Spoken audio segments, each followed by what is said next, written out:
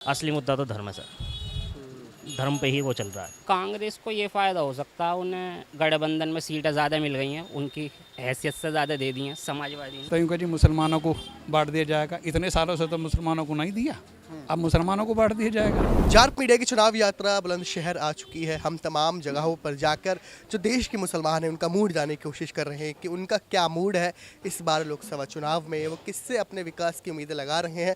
यही जानने के लिए हम बुलंदशहर में आए हैं। बुलंदशहर में आबादी की बात करें तो यहाँ 63% हिंदू आबादी है और 35% मुस्लिम आबादी है। मुस्लिम आबादी 35% है तो जाहिर सी बात है हर एक विपक्षी हो या जो मौजूदा गवर्नमेंट हो उनको लुभाने की कोशिश करेंगे कि हम ये कर देंगे, वो कर देंगे, ये वादे करते हैं, वो वादे करते हैं। खैर ये तो मुसलमानों के ऊपर है, वो किसकी गारंटी पर अपनी गारंटी दे रहे हैं और किससे वो अपने विकास की उम्मीदें लगा रहे हैं। जानते हैं सर, आपका नाम क्या होगा? परवेज़ आलम।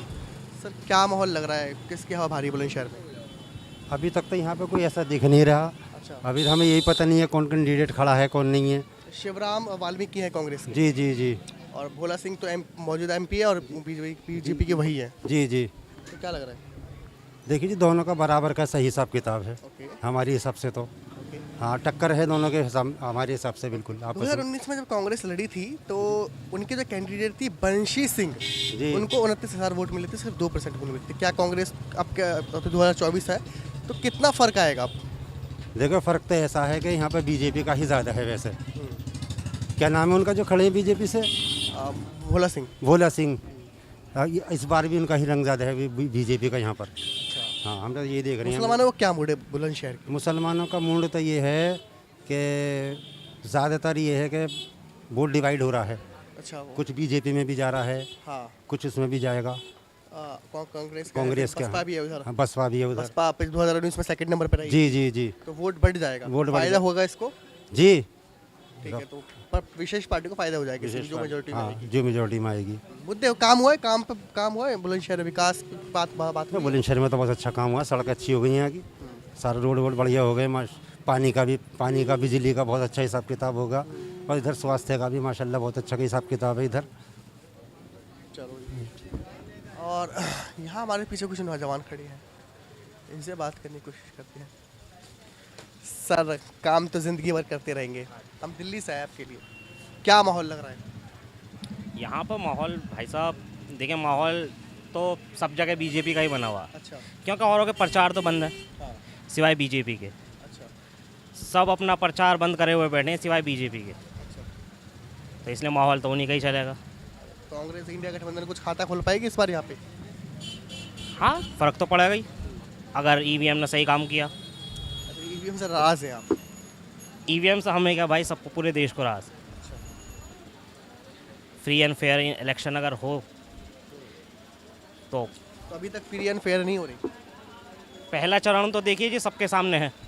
पहले चरण में क्या समीकरण समझ रहे हैं आप, क्या देखिए, समझ आ पहले रहा है? चरण के बाद आप हमारे वजीर आज़म का आप वो सुनिए बयान, उसमें उनका बयान आया है, वो चर्चाओं में है काफ़ी, जो उन्होंने एक बयान दिया है। तो और मतलब जो देश का मुद्दा है बेरोज़गारी, विकास, उनको छोड़ के एक सांप्रदायिक वो बताया जाता है, माहौल बना दिया। उनका बयान है जिसके बाद विपक्ष ने मतलब इलेक्शन इस पर नहीं लड़ा जाता, मुद्दों में बात नहीं हो रही। मुद्दों पे तो हो ही नहीं रही। मुद्दे क्या है? असली मुद्दा तो धर्म है सर। धर्म पे ही वो चल रहा है। हम वोट कर आएंगे कि जी विकास के लिए, बेरोज़गारी के लिए। मैं बीएड कर रहा हूँ और मैंने सुपर टेट का एग्ज़ाम भी दिया है और टेट क्लियर है, जूनियर सीनियर दोनों। लेकिन अब देखो, कपड़े की दुकान में नौकरी कर रहा हूँ, मेरा काम नहीं है ये, मैं नौकरी कर रहा हूँ। अब बीएड होने के बाद अब छोटी मोटी 7-8 हज़ार रुपये का मैं जॉब करता हूँ टीचर की, छोटे मोटे स्कूल में। सुबह से शाम तक पेलेंगे मुझे और 8,000 रुपये देंगे। यहाँ कम से कम मुझे 10,000 रुपये मिल तो रहे हैं और शाम को घर चले जाता हूँ। आपने बीएड कर रखा है और आपके पास नौकरी नहीं है। एक आईएलओ की रिपोर्ट आई थी, इंटरनेशनल लेबर ऑर्गेनाइजेशन के भी कुछ दिन पहले दावा किया गया था, भारत में 83% युवाओं की आबादी ऐसी है जो पढ़े लिखे हैं और बेरोजगार हैं। बेरोज़गार ही हैं सर। सरकार नौकरियाँ बताओ कितनी दी 10 साल में? कुछ भी नहीं दी, कुछ भी नहीं दी। आप कोई भी आंकड़ा उठा कर देख लो, कुछ भी नहीं है। आप एग्ज़ाम देखो, रेलवे के एग्ज़ाम होते हैं, उसके बाद उसका हो जाता है लीक। एग्जाम पेपर एक फॉर्म जो है मिनिमम, मतलब आप वैसा लगा लो, बिना किसी उसके नॉर्मल आदमी का फॉर्म जो है 1000 रुपये का पड़ता है, और 8-10 लाख फॉर्म भरे जाते हैं किसी भी कंपटीशन लेवल के लिए। क्योंकि नौकरियां कितनी हो, चाहे 10,000 नौकरी हो, लेकिन कम से कम 10-12 लाख फॉर्म भर जाएंगे। अगर आप 1000 रुपये से भी अगर उसको कैलकुलेट करें तो कितना पैसा सरकार के पास पहुंच जाता है। उसके बाद फिर भी नौकरियां नहीं मिलती, क्योंकि पर्चा आउट हो जाता है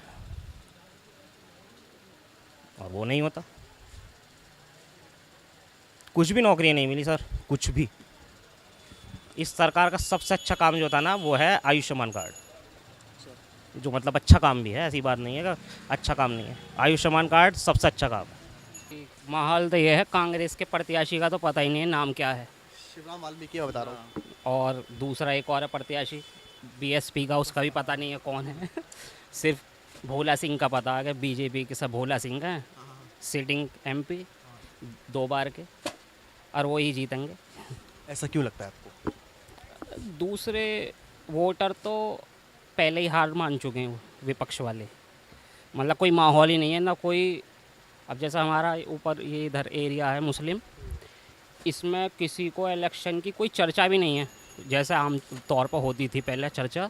ना कोई चर्चा है, ना कोई प्रत्याशी भी नहीं आया आपके वोट मांगने। प्रत्याशी भी पहले ही हार मान चुके हैं शायद। कोई चर्चा नहीं, कोई बात नहीं करता कि इलेक्शन होने वाले हैं, 2-3 दिन रह गए। वरना पहले इन दिनों में बहुत माहौल अच्छा होता था, भीड़ भाड़, चर्चा बस इलेक्शन की रहती थी। अब के तो किसी को कोई चर्चा ही नहीं है कि इलेक्शन भी 2-3 दिन बाद होने वाला। पहले ही हथियार डाल दिए यहाँ तो समझो। एक तरफा माहौल हो गया है। हाँ, एक तरफा माहौल है। काम हुआ है मतलब इस सरकार में, बीजेपी की सरकार में? हाँ, कुछ काम बहुत अच्छे हुए हैं। जैसे वो मकान दिए थे, वो 2.5 लाख रुपया कितना देते हैं वो गरीबों को। आयुष्मान कार्ड है, और वो जो है दवाई जो मिलती है, औषधि केंद्र। बस यही है कि ये तो कांग्रेस कुछ खाता खोल पाएगी, टक्कर दे पाएगी, या कहाँ दिख रही है आपको लाइन में? कांग्रेस को ये फ़ायदा हो सकता है, उन्हें गठबंधन में सीटें ज़्यादा मिल गई हैं, उनकी हैसियत से ज़्यादा दे दी हैं समाजवादी ने। 17 सीटें मिली और यूपी में उनको। तो उसमें से पिछली बार तो शायद एक ही निकली थी उनकी, सोनिया गांधी जी ने निकाली थी।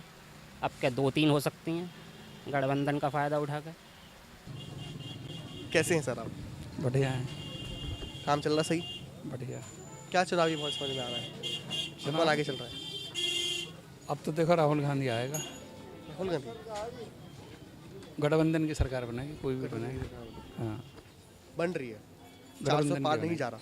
नहीं जाएगा, 400 से हार होगी बीजेपी की। अच्छा, काम हुआ है बीजेपी की सरकार में पूरे देश में? क्या हुआ है? कुछ भी ना हुआ है, सिवाय हिंदू मुस्लिम के अलावा और कुछ ना हुआ है। बस जहाँ भी है हिंदू मुस्लिम, बस यही हो रहा है, या मंदिर, और बाकी कुछ नहीं हुआ। पूरे देश में आप जो 14% मुसलमान हैं, कैसे देखते हो इनका विकास कुछ हुआ है? क्या स्थिति है अभी, कैसे देखते हो बाकी के मुकाबले? तो क्या इस सरकार के अंदर हिंदू भी परेशान है और मुसलमान भी परेशान है। हर मज़हब का आदमी परेशान है। ना किसी की नौकरी है, ना रोज़गार है, ना शिक्षा है, कुछ नहीं है। समझे नहीं, कुछ भी नहीं है। बस हिंदू मुस्लिम के अलावा और कुछ नहीं है। नहीं तो शिक्षा पे काम करें, हर किसी के हो। अब मोदी जी ने कल परसों ही बयान दिया है। एक बयान को वायरल हैं? हुआ है, जिसके बाद हाँ। विपक्ष ने उन पर हमलावर है। हाँ, तो यूँ कह जी मुसलमानों को बांट दिया जाएगा। इतने सालों से तो मुसलमानों को नहीं दिया, अब मुसलमानों को बांट दिया जाएगा।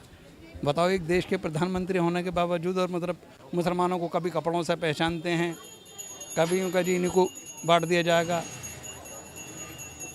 पता नहीं कैसी सरकार है ये। कितना डर हो रहा है मोदी जी को अपनी सरकार जाने का। बौखला गए हैं मोदी जी, बौखला गए। क्या माहौल चल रहा है, क्या समझ कुछ समझ में आ रहा है? जी जी, माहौल बहुत अच्छा चल रहा है इस वक्त। टक्कर का है या एक तरफा है? नहीं नहीं नहीं, एक तरफा। हाँ, एक तरफा है इस बार। और हमारा जो वो है नारा हमारा यही है, इस बार 400 पार। आप बीजेपी को सपोर्ट कर रहे हैं? जी, वो क्यों? क्योंकि उससे हमें वो मिल रहा, फैसिलिटी मिल रही है। उनने हमें फैसिलिटी दिया, उनने हमें मकान दिया है, ठीक है। 5 लाख तक का इलाज मुफ्त कराया है, ठीक है। और ये कानून व्यवस्था बहुत सुधर गई है, क्राइम सब खत्म हो गया है, ठीक है नहीं, तो जो हमें फैसिलिटी देगा उसमें चाहे समाजवादी हो, कांग्रेस हो, बीजेपी हो, ठीक है।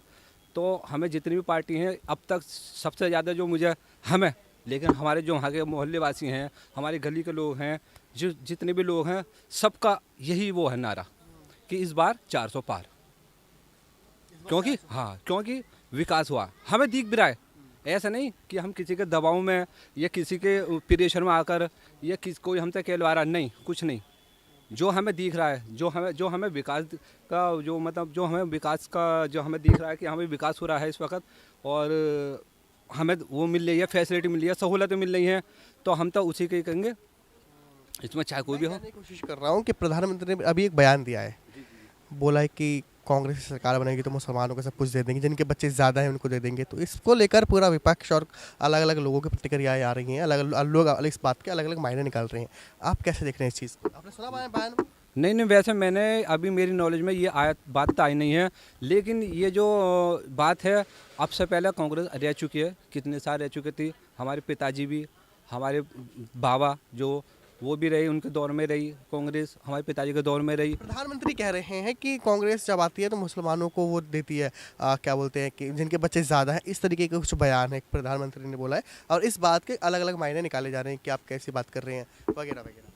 नहीं, ऐसा तो कुछ भी नहीं है, ऐसा तो कुछ नहीं है ऐसा कि ये कांग्रेस आने से ये होगा वो होगा। क्योंकि देखो कोई भी पार्टी हो, चाहे उसमें समाजवादी हो, बहुजन हो या बीजेपी हो, जब ये इलेक्शन का जब दौर आता है तो हर कोई ना कोई नई स्कीम निकालता है कि हमें ये अगर ये होगा तो हम आएंगे, तो हम ये करेंगे, वादे करेंगे, लेकिन कुछ नहीं होगा। लेकिन हमारे मोदी जी ने जो वादे करे हैं, ठीक है, वो पूरे करे हैं, ठीक है नहीं। तो हमें तो बस यही चाहिए कि हाँ भाई, अब जो हमारा जो एरिया है, हम ऊपरकोट रहते हैं।